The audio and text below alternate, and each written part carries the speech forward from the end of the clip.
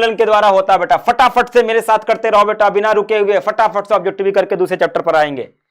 युग्मक सामान्यतः किस प्रकार स्थिति में होते हैं? हैप्लॉयड, डिप्लॉयड, पॉलीप्लॉयड या नलीप्लॉयड? तो हैप्लॉयड होते हैं, यानी कि एक गुणक होते हैं। इनमें से किसमें पादप का होता है? शैवाल का, ब्रायोफाइटा, इनमें से सभी भैया। फटाफट से आंसर लिखते चलेंगे। अदरक में काई प्रोटीन किस द्वारा होता है बेटा? हमने लिखवाया था भैया, किस द्वारा होता है? राइजोम यानी कि प्रकंद के द्वारा। नेक्स्ट, कंद किसका रूपांतरण है भैया? तो कंद बेटा यानी कि ट्यूबर इसका, ठीक है।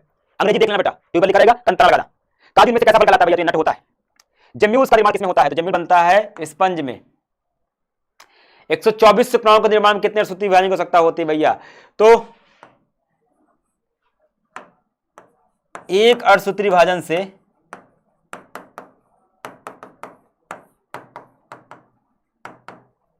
बराबर 4 युग्मक बनते हैं, ठीक है। तो 124 को 4 से गुणा कर दोगे तो आ जाएगा 31। केचुआ कैसा प्राणी होता है बेटा? तो ये द्विलिंगी प्राणी होता है, या इसको उभयलिंगी बोलते हैं, ठीक। अगला है, इसमें से किसे बंगाल का आतंक कहा गया है भैया? तो उसी जलकुंभी को बंगाल का आतंक भी कहते हैं, ठीक। जलकुंभी को बंगाल का आतंक भी कहते हैं। इनमें से कौन ठहरे हुए पानी में उगकर ऑक्सीजन खींच लेता है? तो जलकुंभी ही ये काम करता है। जब नर और मादा गैमेट में युग्मन होता है तो क्या कहलाता है? नर और मादा युग्मक का जुड़ना क्या कहलाता है भैया? लैंगिक जनन कहलाता है। मध्य चक्र कहां पाया जाता है? बताया था अभी आपको, गाय, भेड़, कुत्ता, बिल्ली सब में पाया जाता है, नॉन प्राइमेट में। उच्च श्रेणी के पौधे में क्या होता है बेटा? उच्च श्रेणी मतलब क्या होगा?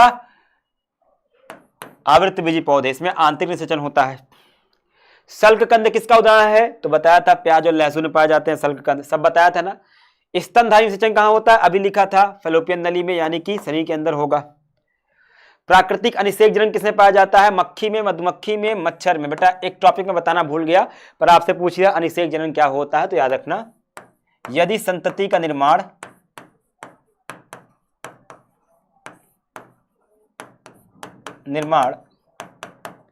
मादा युग्मक से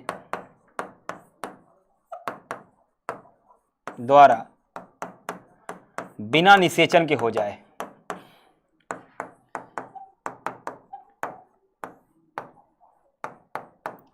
तो उसे हम क्या कहते हैं?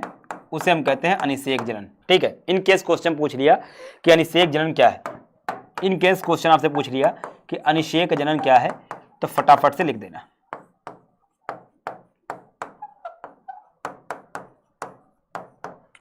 अगला, द्विनिषेचन का परिणाम क्या होता है? बीज पत्र, बीजांड का है, भ्रूणपोष, भ्रूण। तो द्विनिषेचन से क्या बनता है भैया? भ्रूणपोष बनता है। बीजाणु द्वारा जनन करने वाले पौधे जैसे मॉस, फंड समानता किसमें आते हैं भैया? तो इनको हम क्रिप्टोगेम्स कहते हैं। वे परिवर्तन जो लार्वा को वयस्क में परिवर्तित कर देते हैं क्या कहलाते हैं बेटा? कायांतरण, यानी कि मेटामॉर्फोसिस कहलाते हैं।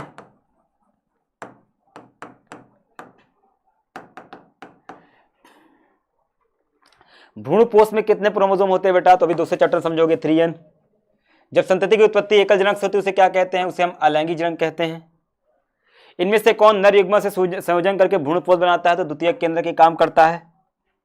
स्तनधारी के शुक्राणु के मध्य में क्या पाया जाता है? तो माइटोकॉन्ड्रिया पाया जाता है। चमगादड़ द्वारा परागण क्या कहलाता है? चलो ये तो दूसरे चैप्टर का है, क्रिप्टोफिली। जनक समान जीव किससे प्राप्त होता है? तो ये प्राप्त होता है आपके विखंडन से। द्विखंडन किसमें पाया जाता है? तो अमीबा तथा पैरामीशियम दोनों में पाया जाता है। मुकुलन के द्वारा जनन किसमें होता है? तो ईस्ट में होता है। जलकुंभी 65,000 से अधिक पौधे 8 महीने में बना देती है। इनमें से कौन एक बार अपने जीवन काल में पुष्प पैदा करता है? तो बांस ये काम करता है। मनुष्य के युग्मक में गुणसूत्रों की संख्या कितनी होती है? तो 23 होती है। इनमें से कौन अंडप्रजक प्राणी है? तो मुर्गी, सांप, मगरमच्छ सभी क्या होते हैं? अंडप्रजक। अंडप्रजक क्या होते हैं? जो जीव अंडे देते हैं।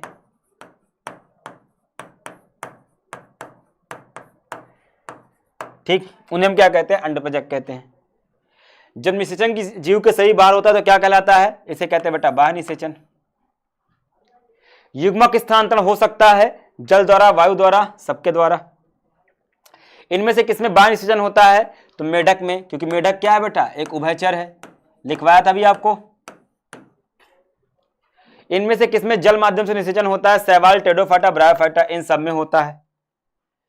इनमें से कौन उभयलिंगी पादप नहीं है? तो पपीता नहीं है। अगेय में वृद्धि प्रजनन किसके द्वारा होता है? अभी लिखवाया था ना, बुलबिल के द्वारा या पत्र प्रकलिका के द्वारा। इनमें से कौन सा जंतु उभयलिंगी नहीं है? तो घरेलू मक्खी नहीं है। शरीर के बाहर होने वाले सिस्टम को क्या कहते हैं? इन विट्रो कहते हैं। बताया था अभी आपको, लैब कंडीशन में इन विट्रो कह देते हैं। ठीक है, चलो तो ये हो गया भैया आपका पहला चैप्टर समाप्त। चलें दूसरे चैप्टर की ओर। ये चैप्टर एकदम